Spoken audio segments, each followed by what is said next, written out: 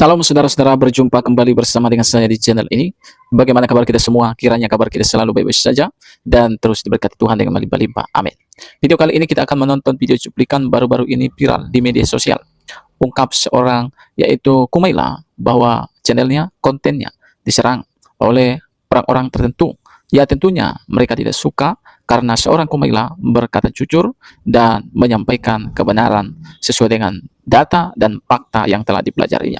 Untuk menonton video selengkapnya, langsung kita simak video berikut ini. Audience, aku kan konten kreator gitu yang menyampaikan pengetahuan dan gagasan melalui platform digital, yang mana audiensnya tidak bisa aku kurasi. Gaduh juga, dan ada beberapa pihak yang berusaha membungkamku dengan bukan karena apa yang aku sampaikan salah, tapi karena kamu bikin berisik aja gitu, bikin aja, jadinya kan orang-orang ngatain kamu, mending nggak usah nyampein apa-apa gitu. Sangat di luar kendaliku, meskipun aku berusaha aku sudah berusaha setenang mungkin, sebijaksana mungkin, sehati-hati mungkin. Aku tidak pernah ngatain orang atau mengolok-olok orang atau kelompok gitu. Kalau aku punya kritik, ya itu adalah kritik gitu, bukan kenyataan. Iya, pengetahuan ini tuh jangan disebarluaskan karena kasihan orang awam nanti kaget gitu. Jadi demi menjaga stabilitas keawaman publik tuh justru harus dijaga gitu. Apakah Mas Lukman setuju dengan itu gitu, bahwa akses pengetahuan itu harus dijaga dari publik demi stabilitas gitu. Maka dari itu ruang akademik dan ruang publik harus diberi sekat. Nah itu makanya, jadi yang saya bilang tadi resiprokal itu, kedua belah pihak harus ada kesalingan, saling bertoleransi, saling tenggang rasa, saling menghargai dan saling menghormati. Di satu pihak, katakanlah saya akademisi misalnya, saya punya faham yang sangat bertolak belakang dengan faham mayoritas, faham publik misalnya. Tapi menurut saya meyakini ini benar menurut saya. Maka saya ingin membawa ini ke ruang publik supaya, katakanlah, supaya publik teredukasi, supaya publik tercerahkan dan seterusnya dan seterusnya. Saya punya kewajiban akademik untuk menyampaikan kebenaran yang menurut saya benar ke ruang publik. Itu satu sisi. Tapi saya juga harus punya tenggang rasa. Saya hanya harus punya toleransi bagaimana kondisi publik ketika faham saya yang bertolak belakang dengan suara mayoritas publik, ini saya sampaikan ke tengah-tengah mereka. Saya harus punya sense, rasa. Karena beragama itu tidak hanya perkara akal semata. Beragama itu juga perkara rasa. Itu roso, orang Jawa bilang itu ada rosa, tenggang rasa gitu. Jadi ini kita harus punya ukuran-ukuran tersendiri, apakah publik ini sudah cukup siap menerima ini. Itu yang pertama. Yang kedua, cara kita menyampaikan. Cara itu menjadi penting gitu. Caranya tentu harus persuasif, caranya tentu juga tidak boleh menyakiti yang lain atau menyinggung yang lain. Caranya juga harus dengan kemasan yang yaitu bil hikmah wal mau'izah hasanah, dengan yang baiklah. Kemasan itu menjadi penting gitu. Kalau kita mau berargu, kalau kita mau berdebat, berbeda pandangan, sampaikanlah dengan cara-cara yang lebih baik juga, bukan mendiskreditkan orang, bukan menyalah-nyalahkan orang, bukan menantang, bukan jadi yang begitu-begitu itu yang bukan mempermalukan dan bukan mempermalukan apalagi. Jadi tetap saja perbedaan itu hakikatnya ada, tapi bagaimana perbedaan ini disikapi dengan cara-cara yang tidak ekstrim, yang tidak berlebih-lebihan gitu. Di tulisan Mas Lukman kan ada tuh bahas juga tentang matinya kepakaran. Ketika suara-suara yang kita dengar tuh ya dominannya adalah bukan dari pakar gitu. Itu kan karena mungkin yang kaum intelektualnya bisa jadi antara tidak tertarik untuk terlalu bersuara gitu, atau suaranya bukan terlalu kecil, tapi yang non pakar ini suaranya terlalu besar sehingga yang suara-suara penting ini teredam, atau bisa juga para intelektual itu main aman gitu. Nah, jadi menurut Mas Lukman, bagaimana nih optimalnya para intelektual ini, apakah menggatekeep pengetahuan mereka untuk menjaga keamanan dan menjaga keamanan mereka sendiri ya, mengingat publik itu banyak yang reaktif, atau para intelektual ini punya tanggung jawab untuk mengembangkan keterampilan penyampaian publik supaya ilmu pengetahuan itu tidak hanya eksklusif diajarkan, disebarkan di dalam lingkup-lingkup eksklusif akademik gitu, tapi publik juga bisa mengakses pengetahuan-pengetahuan elit itu gitulah. Ya, saya pikir saya setuju itu. Jadi bagaimanapun juga seorang intelektual dia punya tanggung jawab sosial itu nggak bisa lepas gitu kan, karena setiap ilmu itu kan punya konsekuensinya gitu kan. Apa yang kita ketahui itu kan pertama harus diamalkan. Pertama, kita sendiri bertanggung jawab untuk mengamalkan apa yang kita ketahui. Yang kedua, harus kita tebarkan, kita sosialisasikan. Itu tanggung jawab sosial kita. Tapi lagi-lagi segala sesuatu harus dengan ilmu. Caranya itu seperti yang Anda bilang tadi, itu menjadi penting. Itu bagaimana cara menyampaikan apa yang kita pahami, apa yang kita yakini ke ruang publik. Itu cara menjadi penting. Oleh karenanya ya tadi itu poin pentingnya adalah jangan melampaui batas, jangan berlebih-lebihan. Jadi ukuran-ukuran tadi itu yang jangan sampai mengingkari inti pokok dari ajaran agama itu. Nah, yang tadi kaitannya dengan kan gini, masyarakat kita itu kan harus senantiasa diedukasi, dididik untuk menjadi lebih punya kearifan, untuk bisa lebih bertanggung jawab dan seterusnya. Tapi juga harus difahami ini membutuhkan proses yang nggak cepat, yang bukan seperti membalik telapak tangan gitu. Jadi ya karena keragaman di wilayah ini kan sangat luar biasa, maka seorang intelektual ketika dia ingin menyampaikan apa yang dia fahami atau yang dia yakini sebagai kebenaran, itu juga harus memiliki kesabaran yang tinggi menurut saya. Kesabaran tidak hanya dimaknai sebagai sebuah sikap menunggu tapi juga saya lebih ingin mengatakan ketegaran, konsistensi, keistiqomahan, ketegaran dalam menghadapi tantangan yang dia hadapi. Jadi itu juga penting karena keragaman dari wilayah publik ini kan luar biasa. Jadi selain juga tadi kearifan untuk bagaimana bisa menyelami, ada yang paham, ada yang nggak paham, ada yang macam-macam itu.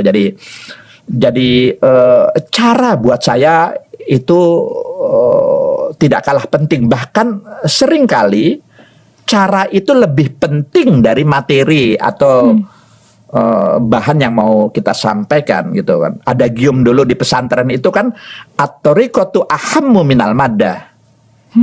Jadi metodologi itu seringkali cara penyampaiannya itu jauh lebih penting dari apa yang mau kita sampaikan. Apalagi di era digital seperti sekarang, di era sosial media yang luar biasa itu.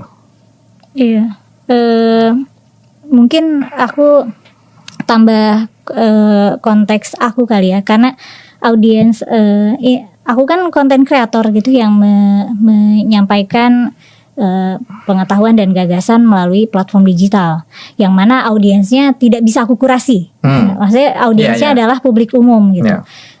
Aku punya standarku sendiri untuk menyampaikan dengan baik gitu, dengan baik, berbasis fakta. Aku menyampaikan pengetahuan-pengetahuan yang bisa aku pertanggungjawabkan gitu. Tapi pun begitu, gaduh juga, dan ada beberapa pihak yang berusaha membungkamku dengan bukan karena apa yang aku sampaikan salah, tapi karena kamu bikin berisik aja gitu, bikin jadinya kan orang-orang ngatain kamu, mending nggak usah nyampein apa-apa gitu, atau hal-hal kayak gitu. Tapi sebenarnya sih aku masih merasa ini hal-hal yang aku sampaikan itu sangat mudah dikonfirmasi, maksudnya dengan misalnya kalau aku lagi bahas sejarah Nabi, itu tinggal dikonfirmasi ke tarikh-tarikh atau sirah-sirah Nabi gitu. Kalau menurut Mas Lukman sendiri punya pesan nggak untuk aku gitu, atau punya saran nggak untuk aku supaya aku tetap bisa menjalankan ini kan ketika aku menjadi konten kreator ini kan aku mengambil peran untuk menyebarkan pengetahuan gitu dan menyebarkan kebijaksanaan sebisa yang aku bisa gitu. Tapi bagaimana ini tuh bisa optimal gitu. Sedangkan reaksi publik itu sangat di luar kendaliku, meskipun aku sudah berusaha setenang mungkin, sebijaksana mungkin, sehati-hati mungkin. Aku tidak pernah ngatain orang atau mengolok-olok orang atau kelompok gitu. Kalau aku punya kritik ya itu adalah kritik gitu, bukan penghinaan. Itu Mas Lukman punya nasihat nggak buat aku? Iya, ada dua hal yang ingin saya sampaikan menanggapi ini. Pertama, memotivasi. Jadi kan gini, bagaimanapun juga kan kebenaran itu kan harus disebarluaskan, harus disampaikan gitu ya. Ya tentu kebenaran menurut kita yang sebenarnya nisbi juga. Kita harus meyakini kebenaran seyakin apapun pada diri kita. Jadi di wilayah imani kita harus seyakin-yakinnya. Nggak ada reserve. Harus redik, harus fanatik, harus fundamental gitu. Meyakini kebenaran di wilayah imani. Tapi ketika ini mau kita bawa ke ruang publik, ke ruang amali, ke eksternum, di situ yang kita bawa bukan radikalisme kita, bukan fanatisme kita, bukan fundamentalisme kita, tapi yang kita bawa adalah toleransi. Kemauan dan kemampuan untuk menghargai dan menghormati perbedaan yang ada di ruang publik itu. Karena di ruang publik itu isinya beragam-ragam. Jadi harus ada toleransi gitu. Nah, seringkali kita kebalik nih. Di wilayah imani kita toleran gitu. Agama A juga benar, agama B juga benar, agama C juga benar. Ini ya. Di wilayah imani itu nggak boleh. Kan iman itu ya harus satu apa yang sementara di ruang publik yang kita bawa adalah radikal, fundamental, fanatisme gitu yang berlebih-lebihan. Nah ini yang terbalik menurut saya. Nah oleh karenanya pertama kita harus punya kesadaran untuk menyampaikan kebenaran. Tapi ketika kebenaran itu kita bawa ke ruang publik, kebenaran yang kita bawa di ruang publik itu menjadi nisbi. Kenapa? Karena pasti ada kebenaran yang lain dengan perspektif lain. Gitu. Bagaimana jika kebenaran itu adalah bentuknya fakta dan data gitu, bukan yang bersifat nisbi tadi? Tetap saja fakta dan data. Gini, fakta ini jadi panjang nih. Satu fakta itu bisa dipersepsi beragam-ragam. Ini handphone, ini faktanya handphone. Itu. Tapi karena perspektif saya dan perspektif kamu nggak sama, cara memaknai fakta ini kan bisa beda. Karena perspektif kita nggak sama. Dari ukurannya, dari bentuknya, dari warnanya, karena pengaruh cahaya, warna yang saya lihat bisa beda dengan warna yang kamu tangkap gitu. Karena faktor poin yang ingin saya katakan adalah fakta itu bisa dipersepsi, bisa melahirkan persepsi yang beragam-ragam. Data itu bisa diinterpretasi. Al-Quran itu kan satu, ayatnya satu, Iqra. Tapi Iqra itu kan jangankan tafsirnya, terjemahannya saja berbeda-beda di antara para. Yang berbeda ini bukan kita loh yang awam-awam, yang berbeda itu para mufassir, orang-orang yang sangat mumpuni, yang memiliki kompetensi tinggi di bidang Al-Quran. Itu saja mereka berbeda gitu. Jadi poin yang ingin saya katakan, di ruang publik kebenaran menjadi beragam-ragam. Di wilayah imani kebenaran hanya satu. Hanya sebagaimana yang saya yakini yang paling benar. Tapi ketika itu saya bawa ke ruang publik, ingat loh, ada orang yang punya perspektif lain, ada orang yang punya persepsi lain yang tidak sama dengan kita, bahkan boleh jadi bertolak belakang secara diametral dengan apa yang kita yakini sebagai kebenaran. Maka di sini kita harus punya toleransi di ruang publik itu. Jadi itu yang harus. Jadi yang pertama saya ingin mengatakan, jadi itu nabi sekalipun, jangankan kita yang awam, nabi sekalipun dihujat di ruang publik. Padahal beliau itu maksum, terpelihara, terjaga dari kesalahan, terjaga oleh Tuhan dari kesalahan. Nabi itu kalau berbuat kesalahan langsung dikoreksi, karena langsung turun ayat Tuhan untuk mengkoreksi. Itu pun beliau masih dihujat, bahkan dipersekusi gitu, dilempari batu dan seterusnya gitu. Nah tapi tetap saja harus ada ketegaran kesabaran. Itu tanggapan saya yang pertama. Tanggapan yang kedua ya tadi itu, di ruang publik harus berhati-hati, harus wise, harus bijak, karena tadi cara menjadi penting. Kebenaran sekalipun yang kita yakini, tetap ketika itu ada di ruang publik, kita harus punya reserve bahwa ini bukan satu-satunya kebenaran. Itu dia saudara video yang baru saja kita tonton tadi videonya. Kita sudah dengar dari awal, pertengahan sampai selesai. Kiranya video ini boleh memberikan kepada kita pelajaran penting, dan video ini menambah kecerdasan kita semua. Bagaimana seorang Kumaila disuruh tutup mulut, sebab seorang Kumaila berani berkata jujur dan berani menyampaikan kebenaran di hadapan publik sesuai dengan apa yang telah dipelajarinya selama ini. Nah, saudara, itu sebabnya kita sebagai negara kesatuan Republik Indonesia, ya, kita itu harus menjadi orang-orang yang jujur, orang-orang yang jujur dalam menyampaikan kebenaran, ya.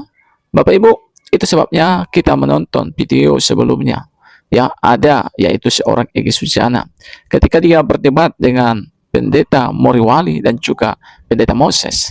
Ketika Pendeta Moses menyenggol sedikit tentang kitab mereka, langsung Egy Sujana tidak terima dan bahkan mengeluarkan kata membunuh, dan mengancam seorang Pendeta Moses dengan mengatakan halal darahmu. Tetapi seorang Egy Sujana bebas dalam membahas kitab orang Kristen tanpa dicaci maki dan tanpa diduga sebagai penista agama. Nah, ini adalah sesuatu hal yang tidak adil saya rasa. Kalau orang Kristen membahas agama mereka tidak bisa, itu dianggap sebagai penista agama. Kalau dari saudara kita Muslim membahas agama Kristen dan itu dianggap biasa-biasa saja. Nah, inilah yang harus ya dibangun di negara ini supaya keadilan itu ditegakkan antara agama yang satu dengan agama yang lain. Dan kita harus adil dan kita harus jujur di negara kesatuan Republik Indonesia. Nah, apa menjadi tanggapan saudara terhadap video ini? Silakan isi di kolom komentar. Pastikan komentar saudara memberkati dan memberikan pelajaran penting. Tuhan memberkati kita. Shalom.